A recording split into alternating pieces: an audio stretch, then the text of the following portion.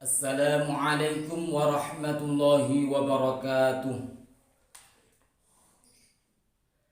Bismillahirrahmanirrahim. Alhamdulillahilladzi bi ni'matihi tatimmus shalihat. Assalatu wassalamu ala sayyidis sadat sayyidina wa maulana Muhammadin wa ala alihi wa sahbihi alladzina istabaqu fil khairat. Rabbi shrah li sadri wa yassir li amri wahlul 'uqdatam min lisani yafqahu qawli. Amin, amma ba'du. Anak-anakku, siswa-siswi MTSN Negeri 7 yang dimuliakan Allah Subhanahu wa taala. Mengawali apa yang kami sampaikan pada kesempatan hari ini, marilah kita memanjatkan puji syukur kehadirat Allah Subhanahu wa taala yang telah melimpahkan rahmatnya, kasih sayangnya, taufik, hidayah, inayah beserta kesehatan, keselamatan yang senantiasa diberikan kepada kita semuanya. Semoga dengan kesyukuran ini Allah menambahkan, melipat gandakan kenikmatan-kenikmatan tersebut. Salawat beserta salam semoga terlimpah kepada Nabi besar Muhammad sallallahu alaihi wa alihi wasallam. Anak-anakku yang dimuliakan Allah Subhanahu wa taala. Pada video yang kedua hari ini kita akan sedikit membahas mengenai Al-Qur'an.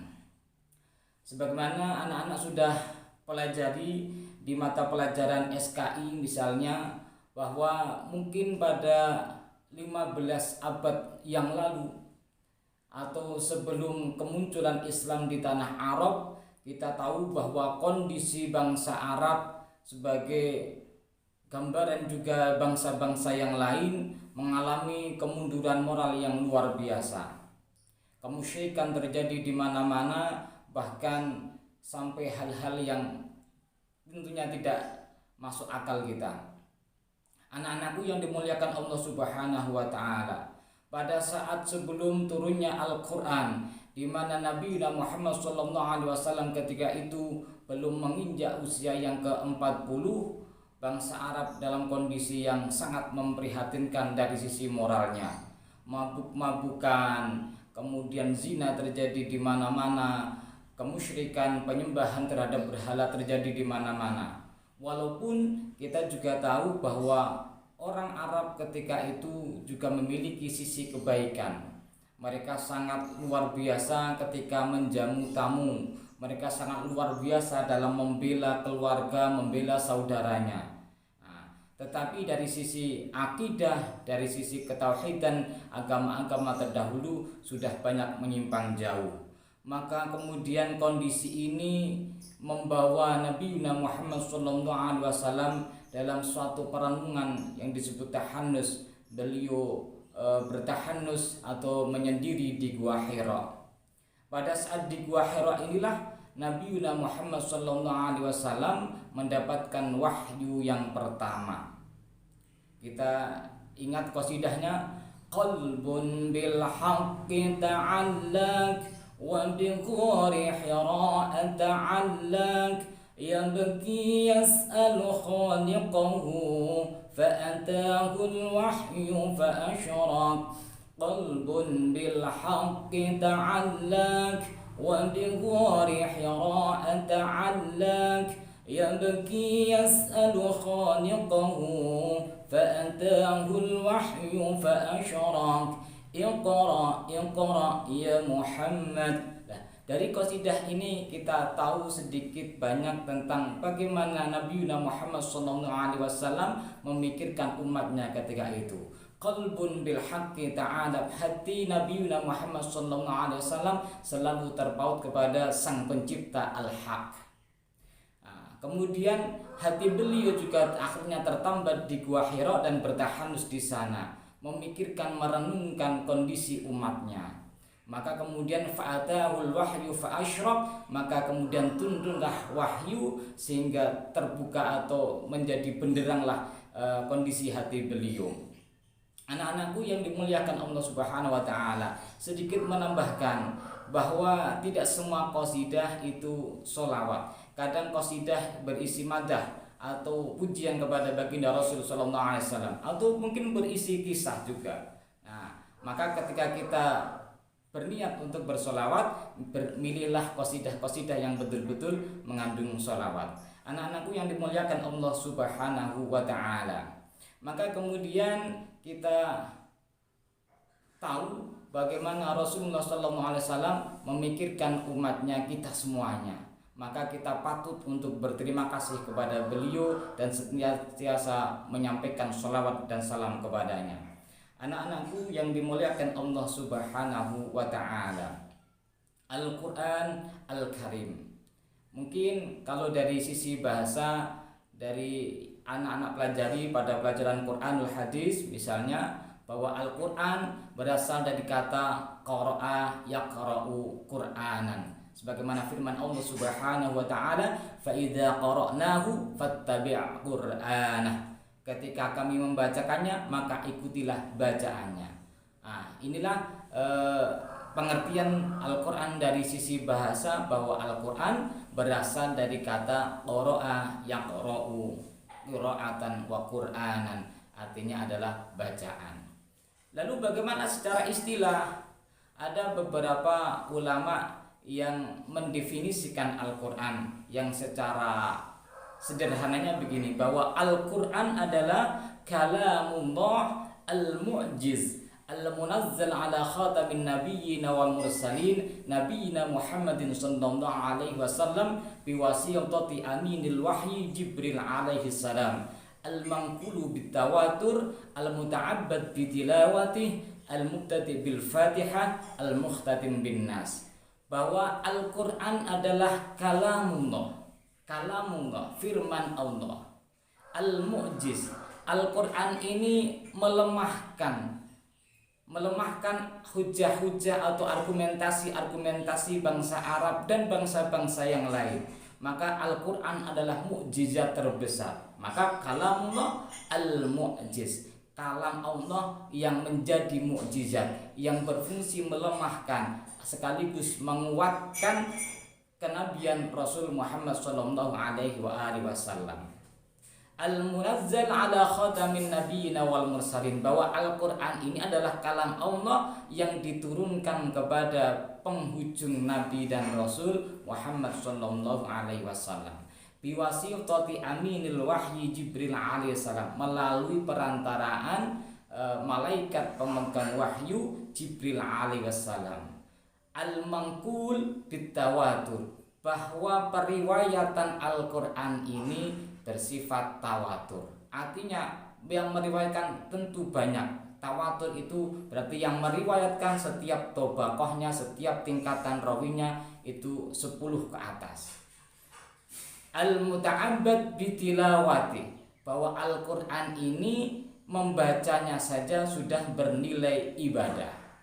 Al-mubtadi bil Fatihah, dimulai dari surah Al-Fatihah, al-mukhtatim bin Nas, dan diakhiri dengan surat An-Nas. Inilah definisi Al-Quran yang disampaikan para ulama. Saya ulangi, bahwa Al-Quran adalah kalamullah al-mu'jiz al-munazzal ala khatamin nabiyyin wal mursalin sayyidina Muhammadin sallallahu alaihi wasallam biwasitati aminil wahyi Jibril alaihi salam, al-manqulu bitawatur al-muta'abbad bitilawati al-mubtadi bil Fatihah al-mukhtatim bin Nas. Al-Quran adalah kalam Allah yang bersifat melemahkan, yang diturunkan kepada penghujung Nabi dan Rasul Muhammad sallallahu alaihi wasallam melalui perantaraan Jibril alaihi salam, yang diriwayatkan secara tawatir orang banyak, yang membacanya merupakan ibadah,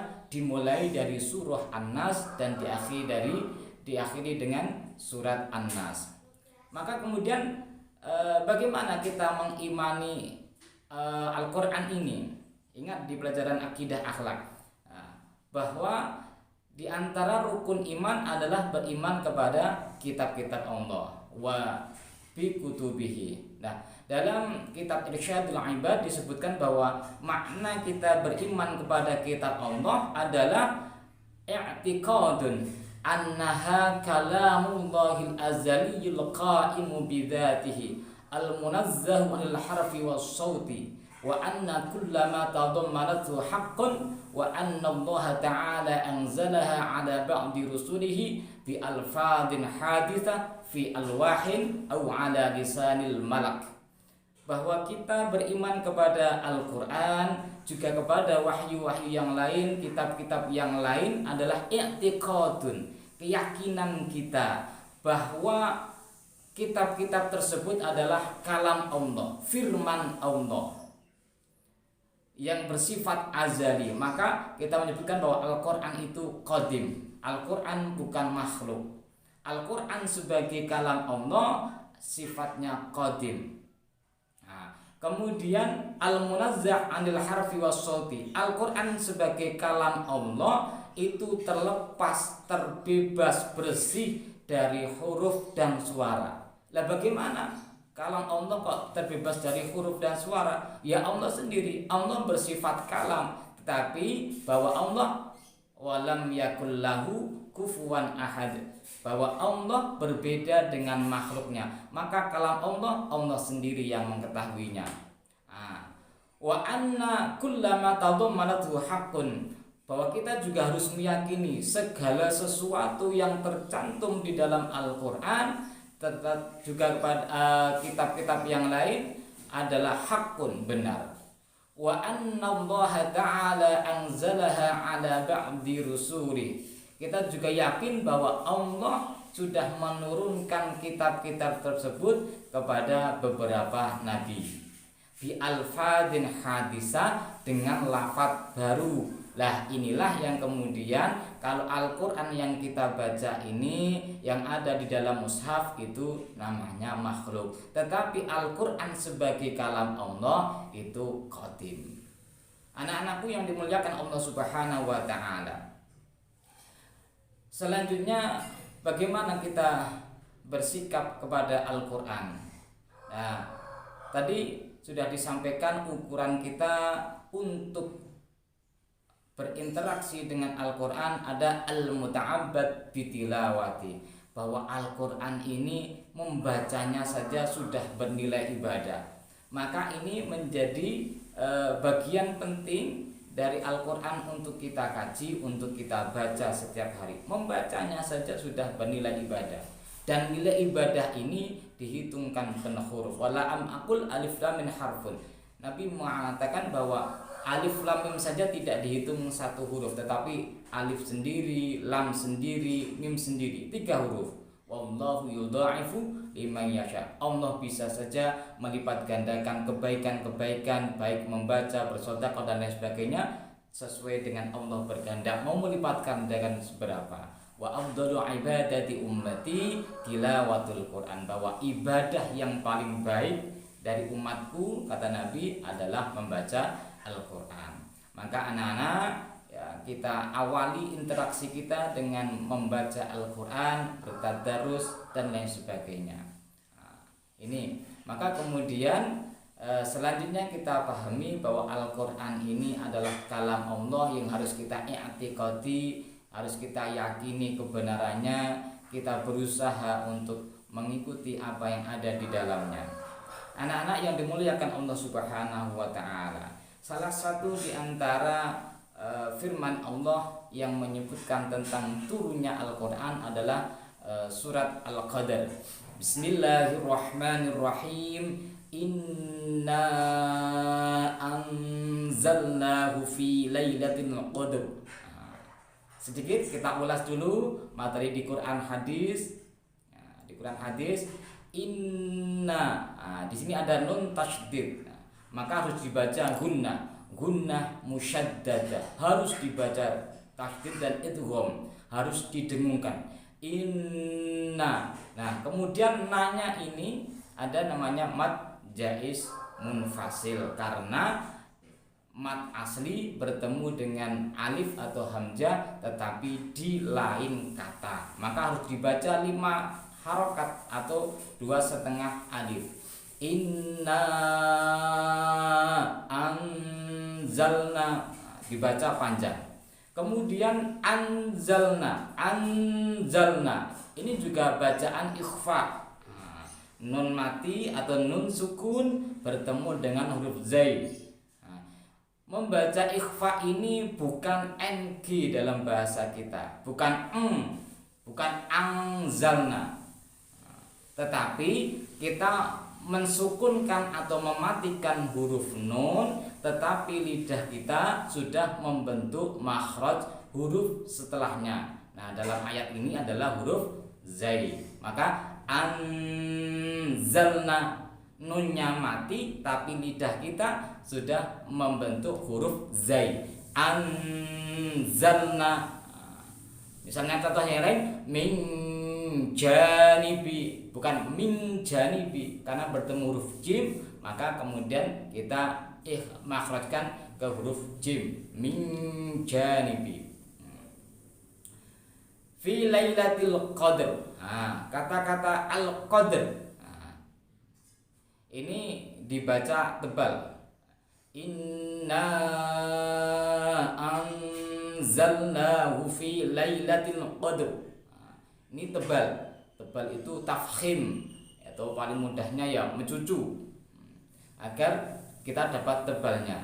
Ini tebalnya huruf ro karena di akhir ini mengikuti satu huruf sebelum sukun. Kalau fathah dan dhammah maka ro-nya yang sukun di akhir ini karena waqaf itu dibaca tafkhim. Anak-anak yang dimuliakan Allah Subhanahu wa taala, ini sekedar betapa kita harus berhati-hati dalam membaca Al-Qur'an, karena di dalam Al-Qur'an tentu berbeda dengan pelajaran bahasa Arab yang bisa tanpa harus bertajwid. Nah, ketika membaca Al-Quran harus dengan tajwidnya. Nah, kemudian setelah kita membaca Al-Quran, kita juga harus tahu bagaimana hukum membaca Al-Quran. Tadi kalau di awal kita sampaikan membaca Al-Quran bernilai sunnah karena mendapatkan pahala, bernilai ibadah, tapi kadang juga karena hukum itu sesuai dengan kondisinya, maka bisa juga membaca Al-Quran itu bersifat wajib. Seperti apa? Yaitu ketika kita sholat, kita harus membaca suratul Fatihah. La sholata liman lam yaqra bi Fatihatil kitab. Tidak sah sholatnya seseorang yang tidak membaca Fatihah. Maka anak-anak jangan sampai sholatnya justru ngobrol, sholatnya justru memikirkan sesuatu yang tidak berkaitan dengan sholat. Maka gunakan waktunya ketika sholat untuk melakukan rukun qauli, baik itu membaca takbir, membaca suratul Fatihah, membaca tasyahud, kemudian terakhir sholawat dan salamnya. Nah, ini harus dibaca. Maka Al-Quran dalam hal ini suratul Fatihah ini bisa menjadi berhukum wajib manakala kita berada di dalam sholat. Setiap rakaatnya harus membaca Fatihah. Hati-hati ini bahwa di antara rukun qauli, rukun harus dipenuhi dalam sholat adalah membaca Fatihah. Kemudian kadang juga membaca Al-Quran itu bisa hukumnya haram. Kapan? Bagi orang yang junub, bagi orang yang sedang haid atau sedang berhadas besar. Sebagaimana dalam kitab kecil Safinatun Najah disebutkan wa yahrumu 'alal junubi sittatu asya'a, bahwa orang yang junub itu haram melakukan 6 hal. 1. As-shalah, salat. Yang kedua at-tawaf, tawaf mengelilingi Ka'bah. Kemudian adalah mashul mushaf, memegang, menyentuh Al-Quran, wa hamluhu, apalagi membawanya. Kemudian adalah walubthu fil masjid, berdiam diri di masjid. Dan yang terakhir adalah wa qiraatul Quran. Jadi membaca Al-Quran kalau dalam kondisi junub atau kondisi hadas besar itu hukumnya haram. Anak-anak yang dimuliakan Allah Subhanahu wa taala, pesan selanjutnya bahwa sebuah riwayat menyebutkan innallaha la yu'adzibu qalban wa'al Qur'an. Ada yang menyebutkan wi'a'al Qur'an. Allah tidak akan menyiksa hati yang wa'al Quran, sadar memahami Al-Quran, atau juga wa'a atau wi'a'ul Quran, hati yang di dalamnya terdapat Al-Quran. Maka kalau kita galau, kalau kita gabut mungkin, atau anak-anak merasa tidak nyaman, tanyakan di hatinya ini ada Al-Quran atau tidak. Nabi sudah menegaskan bahwa Allah tidak akan menyiksa, membuat hati merana, kalau di dunia ini membuat hati gelisah, membuat hati sedih, hati yang ada Al-Qur'annya. Maka isilah hati kita dengan Al-Qur'an. Terlebih belajar membaca sungguh-sungguh, syukur sampai tingkat menghafalkannya. Umur tidak menjadi batasan untuk kita menghafal Al-Qur'an. Maka siapapun dari kita semuanya, mari kita tetap mengumpulkan Al-Quran di hati kita. Semoga dengan itu Allah membebaskan kita dari siksaannya, baik di dunia ini maupun di akhirat nanti. Anak-anak yang dimuliakan Allah Subhanahu wa Ta'ala, karena keterbatasan waktu, maka cukup sekian penjelasan saya mengenai Al-Quran. Semoga bermanfaat, semoga kita dikumpulkan nanti bersama ahli-ahli Quran di sisi Nabi Muhammad sallallahu alaihi wasallam. Wallahu a'lam bissawab wal 'afu minkum. Assalamualaikum warahmatullahi wabarakatuh.